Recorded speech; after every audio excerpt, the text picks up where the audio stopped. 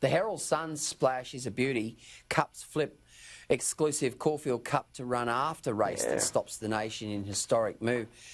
Racing is set to break with 140 years of tradition by moving the Caulfield Cup to late November.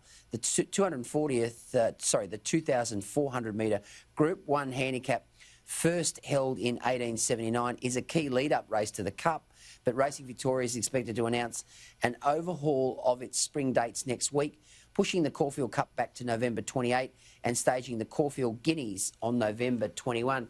Well, this is an extraordinary circumstance, but I guess the word extraordinary, unprecedented, has been part and parcel of the narrative during COVID-19, Scott. It's kind of the lexicon of the 2020, isn't it, Gleeson? And you're a racing man. You'd understand the significance of moving this. Obviously, they're not at this stage talking about moving the Melbourne Cup. I think there would be a kind of outcry over that, the tradition of the first Tuesday in November.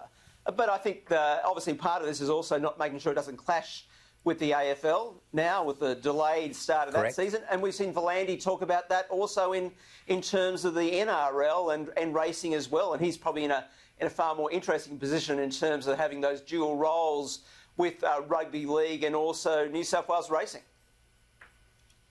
And I think this is a one-off. I've got no doubt that in 2021, when the crowds are back, that we'll have the Caulfield Cup back 2 weeks prior to the Melbourne Cup, because as that story says, it is the main lead-up race. When the overseas raiders come here every year, the Japanese and the European horses, they invariably put their horses in the Caulfield Cup to give them a taste of what racing is like. And then, of course, they go on and compete in the Melbourne Cup. Well, Gleeson, exactly. You know, look, I always use the Caulfield Cup to work out which horse I'll lose my money on in the Melbourne Cup.